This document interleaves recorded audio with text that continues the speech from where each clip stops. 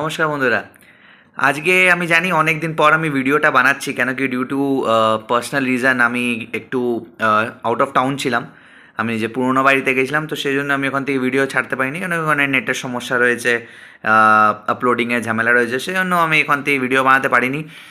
আজকে যে ভিডিওটা বানাবো বন্ধুরা, আজকে শুধুমাত্র কিন্তু ভিডিওটা হবে কিন্তু ইন্ডিয়ান ফুটবলকে নিয়ে। হ্যাঁ বন্ধুরা, আমরা জানি যে আগামীকাল কিন্তু 19 নভেম্বর, সরি 18 নভেম্বর, আর 18 নভেম্বরে কিন্তু ম্যাচ আছে ইন্টারন্যাশনাল ফ্রেন্ডলি, যেটার জন্য কিন্তু ছুটিতে প্রত্যেকটা ক্লাব নিজের প্লেয়ারদেরকে পাঠিয়েছে। কেউ ন্যাশনাল টিমে পাঠিয়েছে, কেউ ঘুরতে পাঠিয়েছে, মানে মোটামুটি they are in a vacation mode right now, those who are not playing in their national team. আর কালকে আছে ম্যাচ ইন্ডিয়া ভার্সেস মালয়েশিয়া। দেখুন, বলতে তো অনেক কিছুই চাই, কিন্তু আহ, মানে সেইগুলো হয়তো বলে ওঠা হবে না, কিন্তু মেন কথা হচ্ছে এই বন্ধুরা, যে আগের বার যখন আমরা মালয়েশিয়ার সঙ্গে আমরা ফেস করেছিলাম মালয়েশিয়ার মাঠে, তখন আমরা কিন্তু অনেক ধান্দলাবাজি দেখেছিলাম, অনেক চুরি চট্টামি দেখেছিলাম, যেগুলোতে আমরা হয়তো ওই ম্যাচটা জিততে পারতাম, কিন্তু মালয়েশিয়া সামহাউ ওটা জানি না কীভাবে, বাট রেফারিদের সাহায্যতে যেগুলো আমরা দুটো গোল করি, অফসাইড দিয়ে দেওয়া হয়, বাট ওটা অফসাইড থাকে না। একটা গোল তো ভিতরে ঢুকে যায়, গোল লাইন থেকে ভিতরে ঢুকে যায়, কিন্তু গোল দেওয়া হয় না। তো এত কিছু করে গোল ছিনে নেওয়া হয়, নাহলে ইজিলি আমরা ওই ব্যারিয়ারটা পেরিয়ে যেতাম। হয়তো 4 গোল খেয়েছিলাম আমরা, কিন্তু যদি এই 3টে গোল দেখেন তাহলে আমরা 5-4 জিতে যেতাম, হয়তো তারপরে হয়তো 4 গোল খেতামও না হয়তো।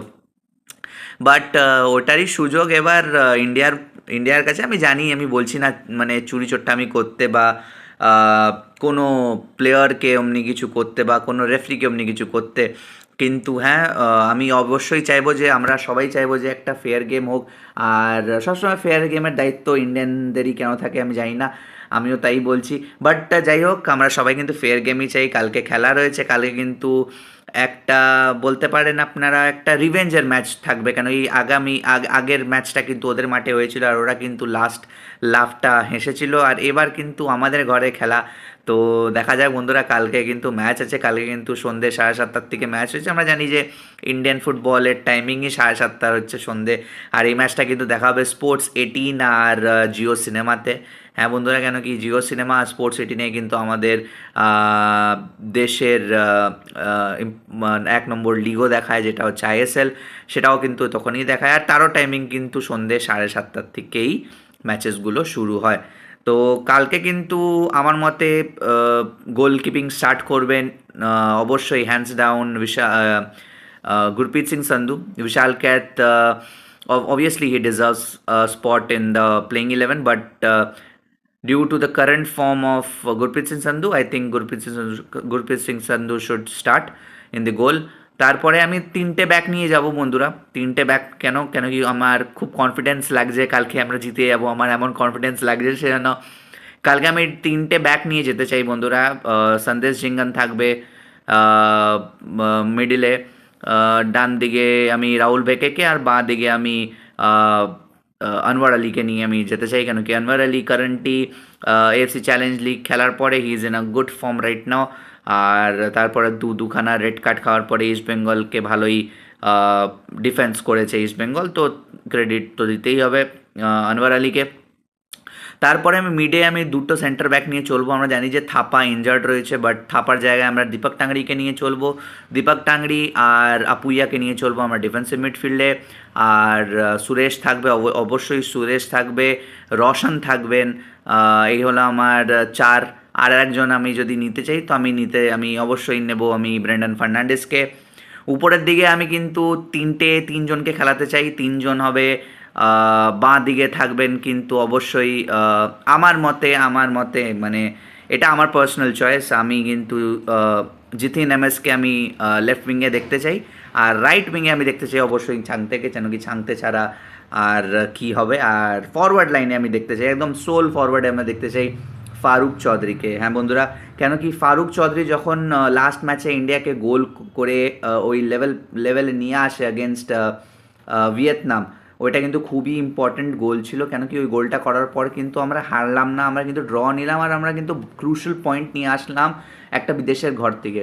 আর উল্টো দিয়ে কিন্তু মালয়েশিয়া কিন্তু 4-0 গোল হেরে নিউজিল্যান্ডের কাছে কিন্তু নিজের পয়েন্টসটা ড্রপ করে। তার জন্যই কিন্তু আমরা হেল্প পাই এই যে এএফসি এশিয়ান কাপ কোয়ালিফায়ার্সে পট ওয়ানে ফিনিশ করলে যে ইজি টিম পাওয়া হয় না, সেটাতে কিন্তু ইন্ডিয়া কিন্তু অনেকটা হেল্প পেয়েছে after the loss of Malaysia against the New Zealand by 4-0। আর 1-1 ড্র আমরা করেছি, তো ওটারও একটা বিদেশে মাটিতে গিয়ে নিয়ে এক ড্র নিয়ে এসে তার পয়েন্টেও হেল্প করেছে।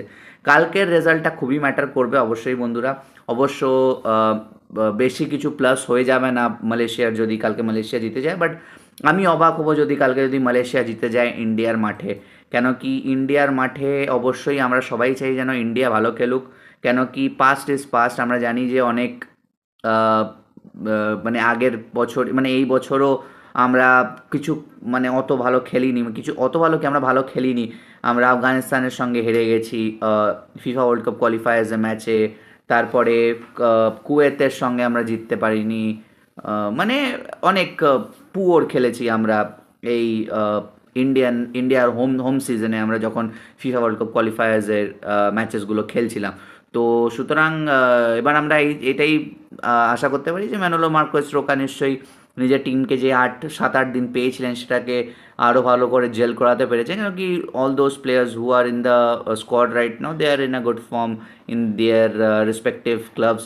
আর আমরা জানি যে ক্লাবসের মানে খেলাটা প্লেয়ার্সরা কিন্তু ন্যাশনাল টিমে রিফ্লেক্ট করে না, আমি জানি না কেন, বাট ওরা করে না।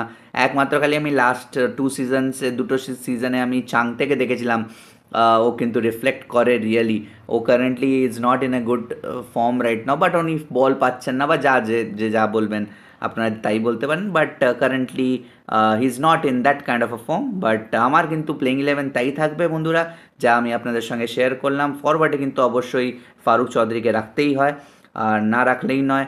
আর আমার প্রেডিকশান থাকবে বন্ধুরা 2-1 ইন ফেভার অফ ইন্ডিয়া।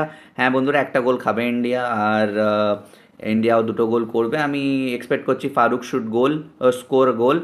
আর কালকে ম্যাচ জিতছি বন্ধুরা। কমেন্ট সেকশনে অবশ্যই জানাবেন আপনাদের কি মনে হয়, প্রেডিকশানটা ঠিক দিলাম কি ভুল দিলাম, আপনাদের কি মনে হয় ইন্ডিয়া জিতবে কি জিতবে না। আর জানান বন্ধুরা আপনাদের কি প্রেডিক্টেড 11, আপনাদের কি মনে হচ্ছে কে খেলতে পারে, কে স্টার্ট দিতে পারে, কাকে বাদ দিতে পারে ম্যানোলো। আর দেখা যাক বন্ধুরা, আজকের ভিডিওটা এই পর্যন্তই। দেখা হচ্ছে আবার অন্য কোনো ভিডিওতে, ততক্ষণের জন্য ভালো থাকবেন, সুস্থ থাকবেন, নমস্কার।